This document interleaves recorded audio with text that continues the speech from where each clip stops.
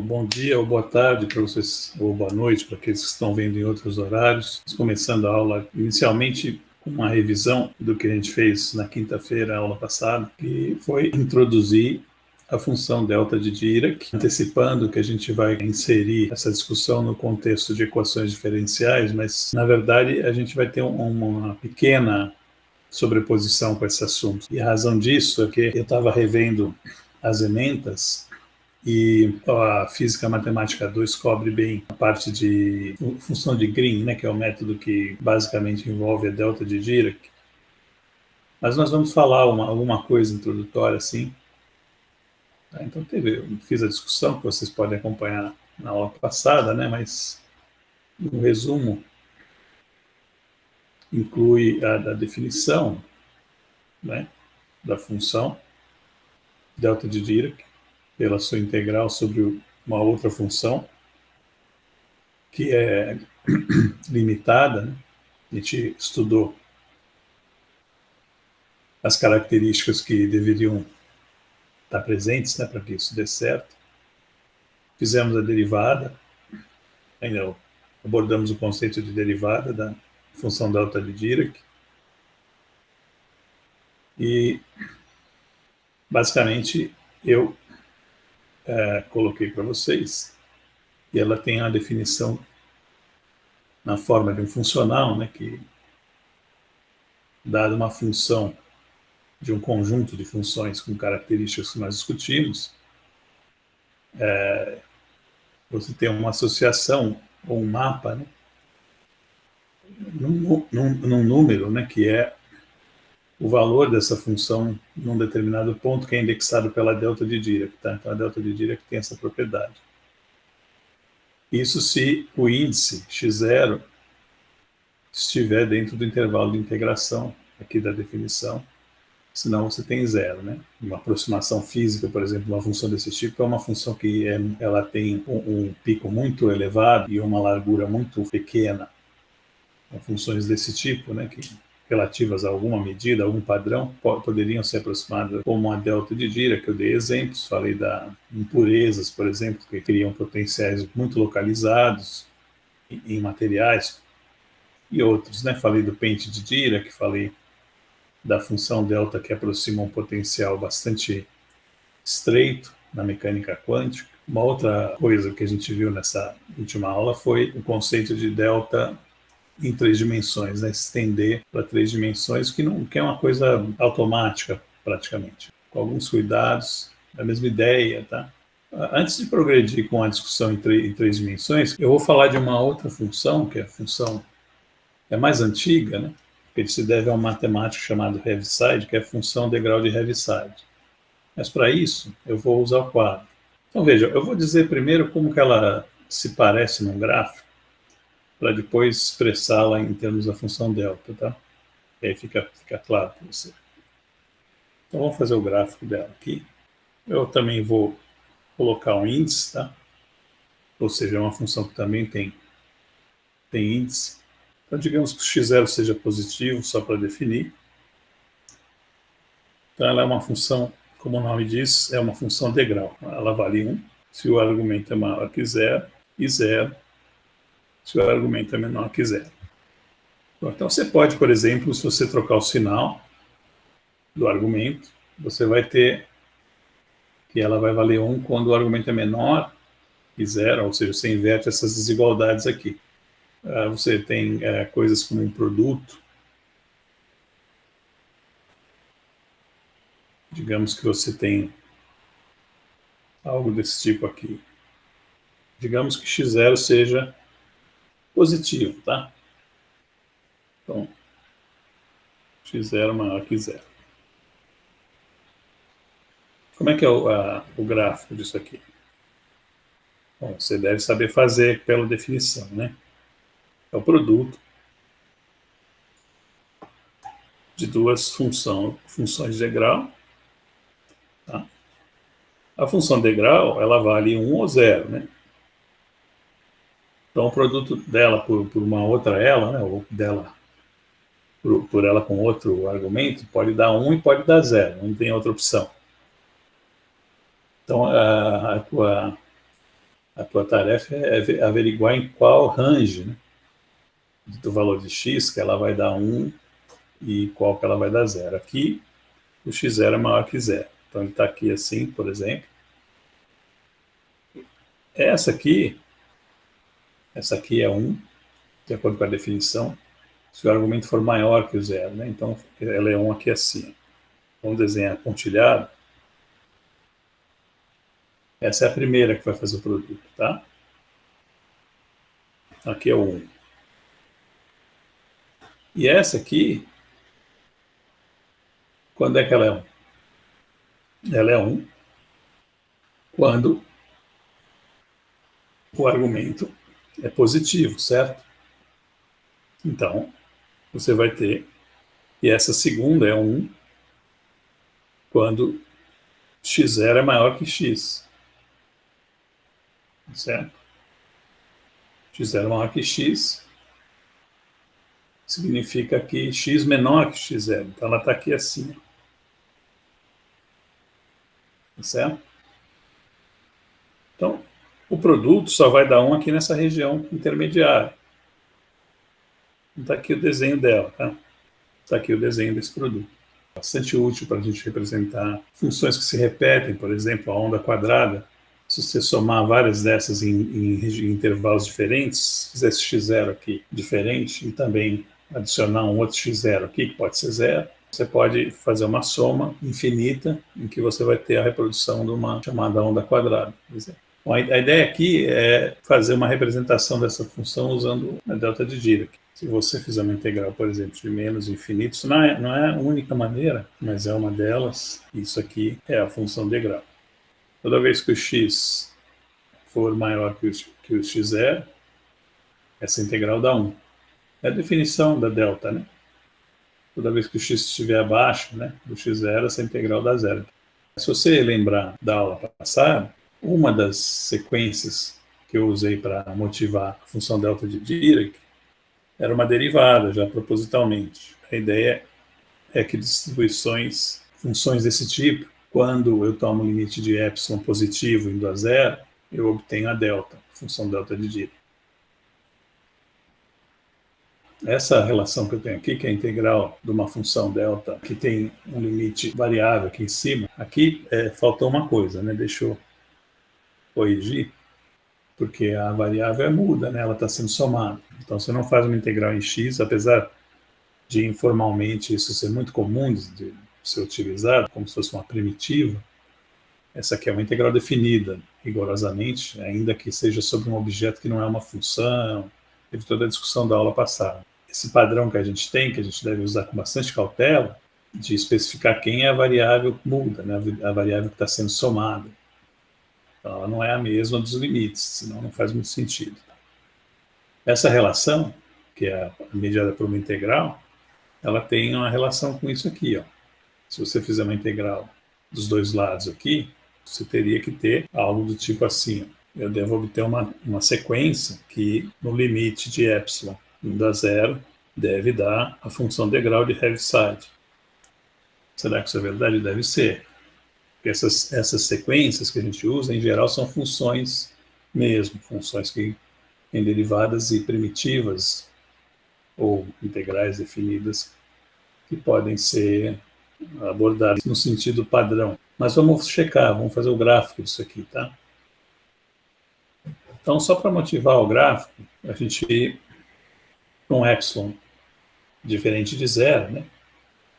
Com epsilon qualquer, cada vez que o x e o epsilon positivo estavam, vamos botar aqui do lado aqui, ó, epsilon maior que 0. O x, se ele cresce, o que acontece? Esse expoente aqui decresce, né?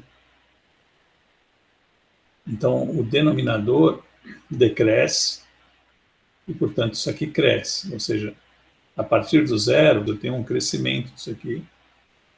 E quando x é infinito, isso aqui satura em 1. Quando x é igual a 0, isso aqui dá 1 e o valor dá meio.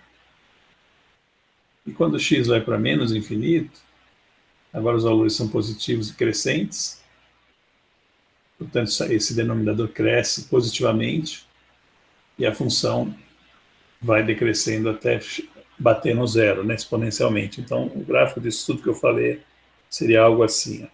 Aqui está o 1, aqui está o meio. Se você fizer mesmo o gráfico, você vai ver que ela tem uma certa simetria em torno da origem aqui, tá?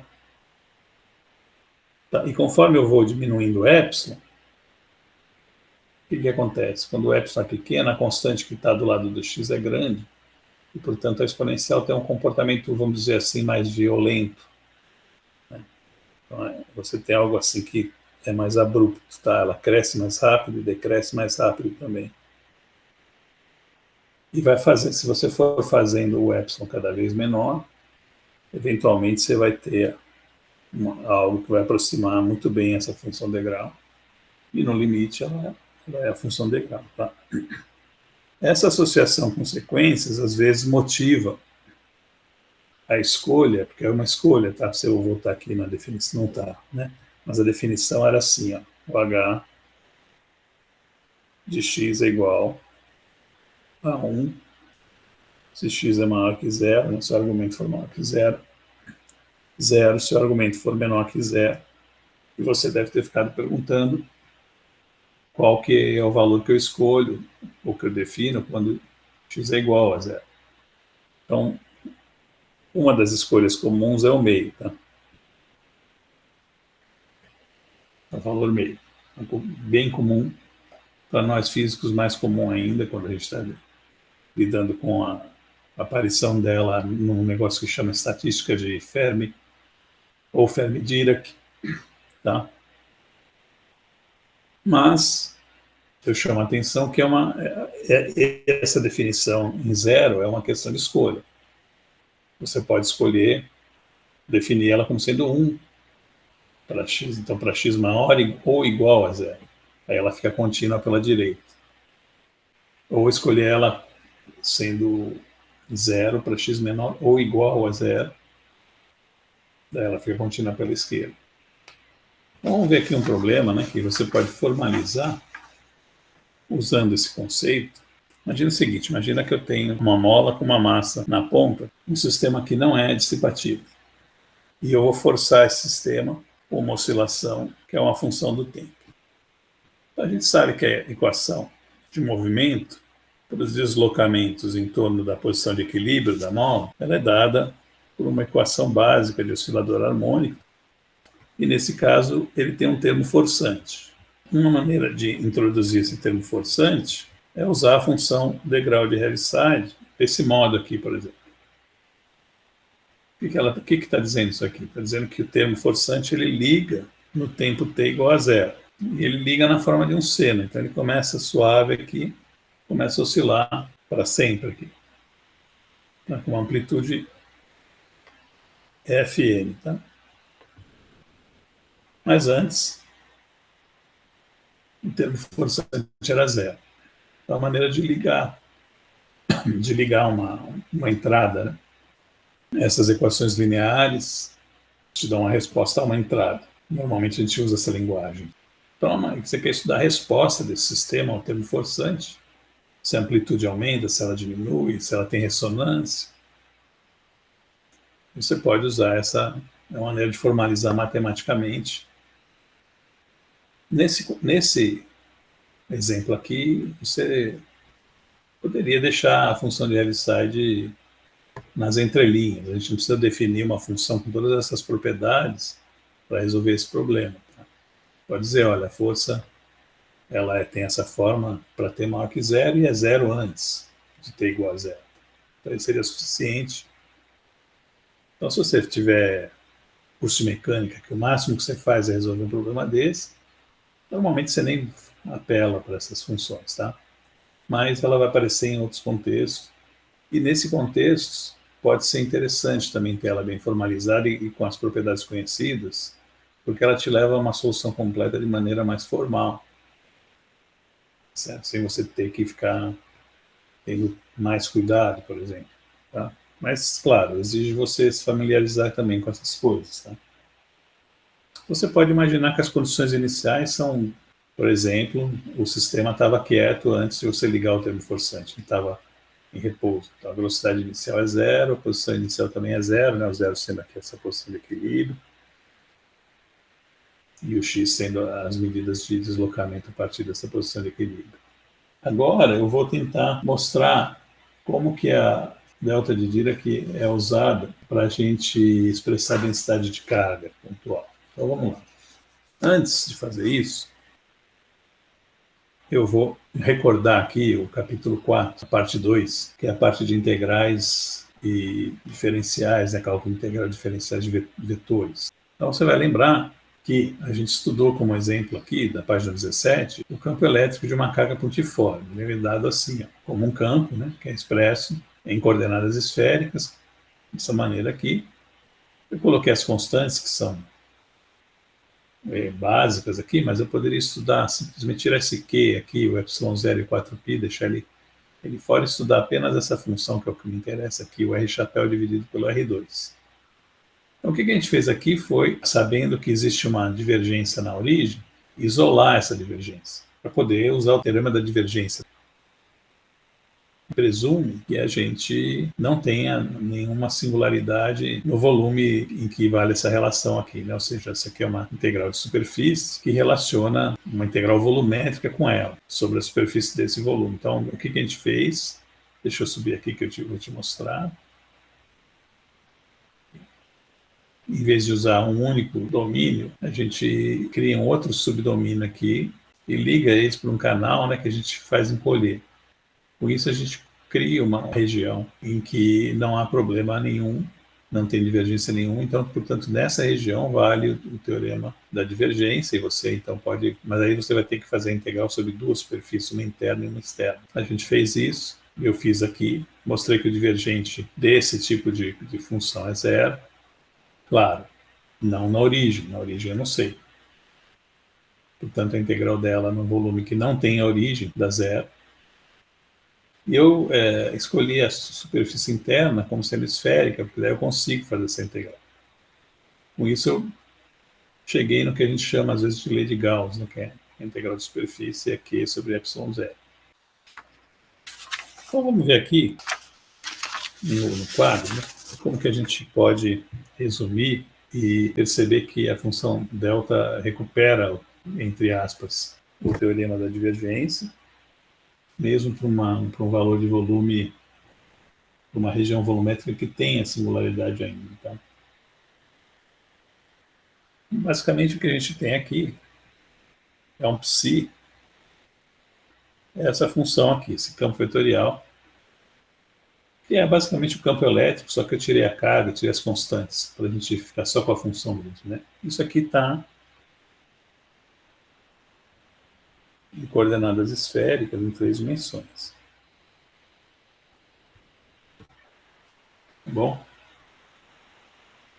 Agora, a gente vai lembrar que numa região em que a origem não tá incluída, essa relação está valendo. Tá? Então, isso aqui é o gradiente de uma função potencial. Não é isso? E claro, a gente tem uma singularidade na origem, né? Tem uma singularidade aqui.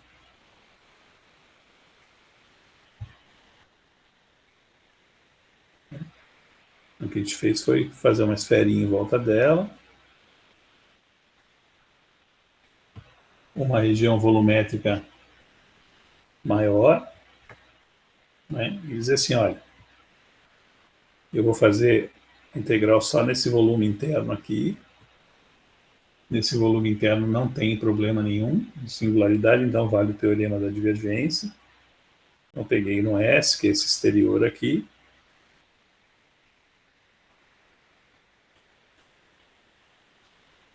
Somei a parte interior, a gente chama aqui de S0.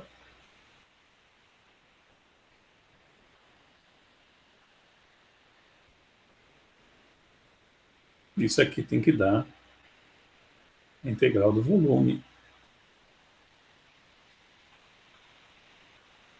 tá? Aí eu falei, olha, como não tem a singularidade nessa região assurada, o divergente é zero, portanto isso aqui é igual a menos isso. Esse aqui eu faço porque é uma esferinha aqui em volta, fácil de fazer, e faz mesmo, tá? E pronto, né? Ou seja, a conclusão é que essa integral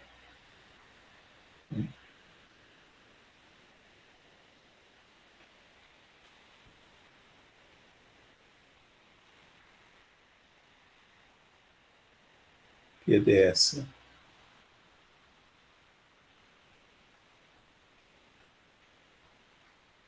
é igual, isso aqui é igual a isso, que é igual fazendo da 4π. Tá? Então, veja, nesse resumo que eu estou fazendo aqui no quadro, não está feito, tá? A gente faz essa integral, veja lá como é que foi feita, se você não lembra. A gente faz a parte de integral de superfície. Tá? Isso aqui é só usado para ajudar a concluir que essa é igual a menos essa. Essa aqui é igual a menos essa. E as duas somadas dão zero. Esse é o teorema da divergência. Tá? Então veja, a conclusão que sai daqui, então agora sim eu vou começar a construir onde é que está a função delta aqui, né? É a seguinte, primeiro, note, o divergente desse psi aqui, ó, perdão, de novo, ó, o divergente desse psi é o divergente dessa função aqui. O divergente disso aqui é o laplaciano do φ, né? Então vamos lá, vou escrever isso.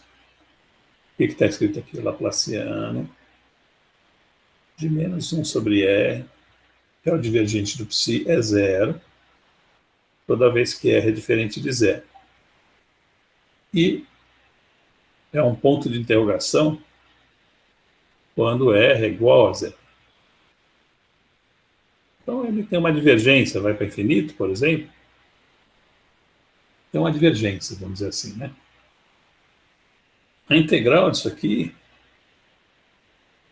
em um volume qualquer, quanto que dá? Bom, se o volume não contiver a origem, dá zero, né? Eu já usei isso aqui até. Se V não contém o R igual a zero. Tá? Se o volume não contém o R igual a zero, essa integral desse volume dá zero. E se ele contém? Em princípio eu não posso fazer, nem fiz. Eu isolei. Mas veja, aquela bolinha que eu usei para isolar a singularidade, né, que eu fiz uma superfície esférica, eu posso encolher, encolher, encolher, e efetivamente entender que eu estou fazendo uma integral sobre esse volume que está contido na casca exterior. Porque a casca interior eu posso encolher quanto eu quiser. Então, nesse sentido, que é o mesmo sentido que eu estou dando para integrais que eram problemáticas, né, que eu abordei na aula passada, eu consigo fazer essa integral. E ela dá 4π, como a gente viu.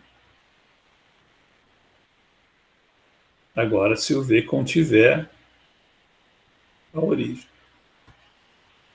Tá? Essa é uma reinterpretação, né, em que eu estou dizendo que a função ela não está muito bem definida, ela é zero em todo o volume, menos na origem, que ela dá um problema, né? Todos os pontos R em 3 dimensões que são diferentes da origem de zero, né? Essa função dá zero. E na origem ela dá uma divergência, ela dá um ponto de interrogação, dá uma indefinição. Já a integral, ela dá zero, porque ela é zero, né? Fora, quer dizer, se o volume não contém a origem, se a origem está fora do volume, mas eu vi que dá para fazer, se eu encolher bem aquela casca esférica pequenininha que eu fiz para isolar a singularidade, deixar ela já grudada na singularidade, eu estipulo que é esse resultado, e agora eu posso igualar isso aqui com a delta de Dirac, porque é isso aqui que define a delta de Dirac. Você está lembrado, né? Então está aqui, ó. Esse laplaciano dessa função é, na verdade, como ela não está normalizada, né? Ela tem um 4π aqui, ó. 4π delta de R menos... No caso aqui é delta de R, né? Porque eu estou com a origem aqui. Mas eu posso deslocar ela para uma outra posição, como sempre, tá? Basta deslocar a origem. Isso aí é uma coisa que é bastante tranquilo de se fazer. Essa é uma relação importante. Como é que eu vou usar essa relação na física? Bom, eu tenho... Vamos colocar as constantes de volta aqui, né? O campo elétrico de uma carga pontiforme é 1 sobre 4π epsilon zero, tá? R sobre R ao quadrado. Aqui tem um Q, de Q é o valor da carga. Então, é o mesmo campo, tá? Eu constatei que para qualquer superfície que contenha essa carga pontiforme, eu tenho essa integral. E agora eu estou relacionando isso aqui com uma integral volumétrica, em que eu tenho aqui dentro, olha, o laplaciano do menos 1 sobre R. Então, isso aqui é igual ao gradiente de menos 1 sobre R. Bem, quando eu fizer o divergente disso, vai dar o laplaciano disso aqui. Veja, isso aqui, eu acabei de constatar, argumentar, que o laplaciano desse campo aqui, da carga pontiforme, é 4π vezes delta, né? Então, eu posso dizer que o divergente do campo de uma carga pontiforme é igual. Então, o que tem aqui? Ó? Vai ser o laplaciano desse cara, que é 4π vezes a função delta. Então, isso aqui é Q sobre epsilon zero delta de R. Toda vez que eu faço uma integral volumétrica sobre esse objeto, eu tenho a carga. Então, isso aqui é a densidade de carga, uma carga só, pontiforme. Qual que é a unidade da função delta aqui? Qual é a dimensão que a gente fala, né? Nesse caso, em 3 dimensões, eu integro sobre o volume e ela retorna 1, que não tem dimensão, que não tem unidade. Então, ela tem a unidade de 1 sobre volume. Ela sempre tem a unidade, a função delta de Dirac, do inverso do volume generalizado. Então, se for em uma dimensão, ela tem dimensão de 1 sobre comprimento. Quando eu tenho várias cargas, algumas delas não necessariamente na origem, eu tenho que escolher a origem em algum lugar, a carga 1, a carga 2, a carga I. Cada uma delas contribui uma densidade. Esse RI aqui é a posição da carga. E o R é onde você põe ele onde você quiser. Se tiver carga, vai aparecer essa função delta, e se não tiver, não aparece nada. Se eu passar uma superfície aqui, né, de volume V, superfície S, com volume interno V, né, e fizer uma integral volumétrica sobre o divergente de E, subir um pouquinho aqui, nesse volume todo aqui, isso aqui vai resultar na soma de todas essas cargas dividido pelo epsilon. Certo? Igual aqui, ó. Agora a única diferença é que eu tenho somas.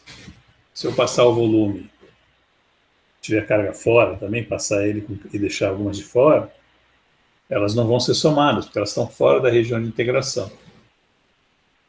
Tá? Então, em geral, você tem uma relação mais geral do que essa aqui, ó. Vou tentar colocar aqui do lado,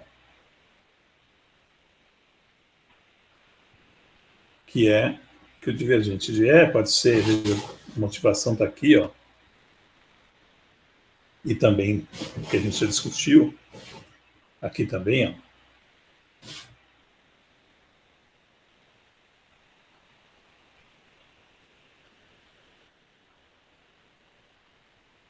Então está aqui, ó. Essa aqui é a densidade de cargas pontuais. Tá? Isso aqui, ó,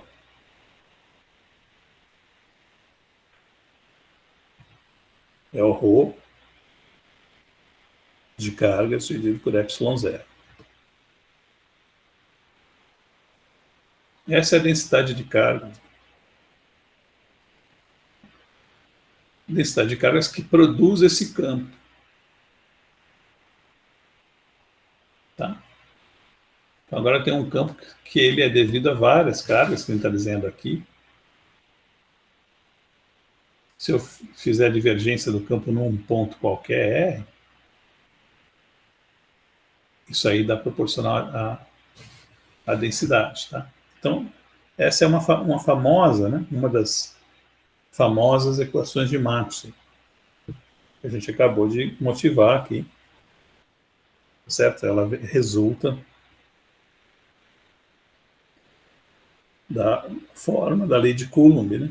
Do formato da lei de Coulomb. Isso aqui tá no, né, eu estou trabalhando agora nessa parte da aula nas unidades do sistema internacional. Por isso que não tem o 4π aqui nem nada. A densidade está somada aqui, ó. Vamos ver como é que a delta de Dirac, em 3 dimensões mesmo, pode ser usada para resolver uma equação diferencial famosa. Quem que eu sei primeiro? A distribuição de cargas e depois o campo. Sim, em geral é isso, né? Eu preciso conhecer uma distribuição para determinar qual campo. Se eu disser que o campo é o gradiente de uma função potencial, isso aqui pode ser escrito assim, olha, o Laplaciano de φ é igual à distribuição de carga, ou a densidade de carga pelo ε0. Essa aqui é a chamada equação de Poisson. Você pega, por exemplo, um capacitor carregado, ou então uma esfera com carga, ou a Terra cheia de carga, uma nuvem cheia de carga, e quer saber qual que é o campo produzido por essa distribuição. Você tem que resolver essa equação diferencial aqui, que é uma equação em 3 dimensões. Você tem que pôr condições de contorno. Quando não tem carga, você tem a versão homogênea. Essa é a equação homogênea, que é prima dessa aqui. Essa é a equação de Laplace. Essa é de Poisson. Só porque ela não é homogênea, tem um nome diferente. Vamos ver como é que a gente pode resolver essa equação de Poisson. Então, deixa eu tirar de Laplace daqui.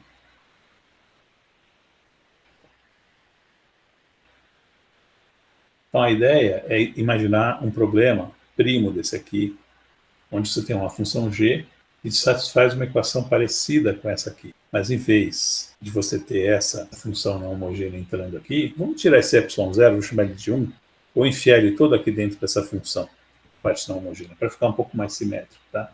Eu tenho que ficar carregando esse ε para lá e para cá. Você vai formar uma equação não homogênea, mas com uma função de entrada muito especial, que é a delta de Dirac.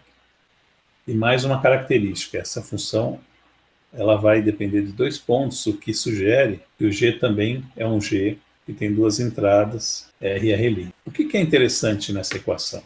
Parece estar complicando, ela me deu uma função a mais e uma equação a mais. Então você lembra da definição da delta, né? Ela é zero toda vez que o argumento é diferente de zero. Então toda vez que o R for diferente de R', isso aqui dá a equação de Laplace, que é uma equação homogênea, mais simples de resolver, portanto. O que eu vou fazer aqui? Eu vou multiplicar essa de cima pelo G, que é a equação que eu quero resolver, e vou multiplicar de baixo pelo φ, por esse φ aqui que eu não sei também. E aí vou subtrair.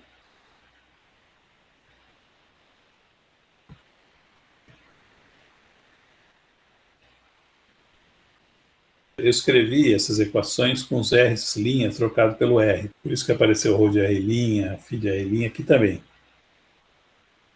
Tá, então aqui tem o φ de R', gradiente linha, multipliquei essa aqui pelo G, essa aqui pelo φ e subtrair. Isso aqui é o divergente. Quando eu fizer o divergente desse aqui, você vai ter o G laplaciano de φ mais gradiente de G escalar gradiente de φ. Mas esse gradiente também aparece aqui, ó, e aí cancela na diferença. Agora eu faço uma integral de volume em V' disso aqui.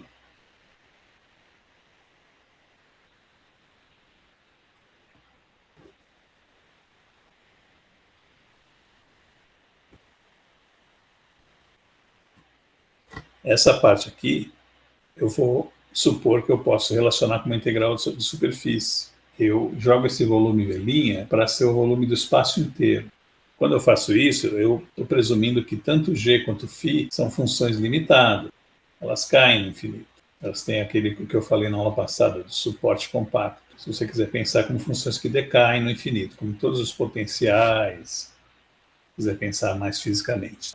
Se elas caem no infinito, e eu peguei o volume para ser o espaço inteiro, essa superfície está lá no infinito, porque ela é a superfície que contém o espaço inteiro. Portanto, essas funções têm valor zero aqui. Portanto, essa integral dá zero. Por outro lado, como incluir o espaço inteiro, certamente esse volume aqui, que é do espaço inteiro, contém um R'. Então, essa integral apenas retorna o φ em R. Né? Então, isso aqui, ó, essa integral aqui vai te dar o φ de R. Então, o que eu tenho aqui? Eu tenho essa integral aqui menos o φ de R igual a zero. Eu vou escrever aqui em cima. Deixa eu mostrar de novo para vocês o que eu vou reproduzir ali em cima. Ó, que é o resultado, tá? Esse lado esquerdo aqui da igualdade, tá? Que estava aqui assim, mas eu pus ele aqui para baixo, para argumentar que dava zero. Então, essa parte da igualdade igual a zero. Aí tem um termo aqui que eu não mexi, que é uma integral no espaço inteiro desse objeto aqui. E tem uma integral que eu mexi, que tem um sinal menos, que dá simplesmente o φ de R, que é o que eu estou querendo, a minha solução da equação de Poisson. Tá? Eu vou voltar aqui, eu vou escrever tudo isso de novo aqui, ó, φ de R.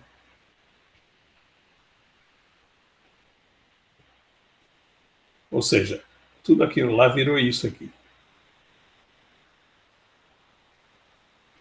Então, vamos resumir o que foi feito para vocês não ficarem perdidos. Então essa aqui é a solução. Para qual o problema? O problema é o seguinte, eu tenho a equação do eletromagnetismo, que é a equação de Poisson. Eu sei quem é a densidade de carga, como é que ela está distribuída no espaço. Eu quero saber quem que é o φ. Φ é dado diretamente por essa integral, aqui, onde aqui entra uma função conhecida, que é a densidade de carga, e aqui entra uma função que é a solução de uma equação auxiliar que usa a função delta de Dirac. O que é bom nessa equação aqui? Ela é a equação de Laplace, laplaciano de G igual a zero, a não ser quando R igual a R', que é indefinido. Mas para que serve esse delta aí? Então, bom, primeiro para gerar a solução diretamente, porque uma integração gerou esse termo do lado esquerdo aqui, tinha a delta mediana. Segundo, porque a condição de contorno que vai vir para essa equação de Laplace aqui vai ser dada por uma integração também. Então, aqui é a derivada segunda. Se você fizer uma integral no volume, do lado direito dá 1, do lado esquerdo dá a derivada. Não a derivada segunda, a derivada, o gradiente. Daí você pode comparar o gradiente de um lado do outro, de alguma região, tá? Eu não vou entrar nesse detalhe, porque isso aqui vai ser visto no curso de Matemática 2, e aí você vai resolver, Zen. Mas a ideia é você fazer uma integração numa região bem pequena em torno do R', e aí você vai ter uma descontinuidade na derivada, de um lado e do outro, e isso é uma condição de contorno que sai automaticamente para o G. E como o G é uma função auxiliar, qualquer uma que você conseguir que satisfaça essa condição de contorno vai ser suficiente para você ter a solução mais geral, né, da equação original, essa sim satisfazendo condições de contorno do problema.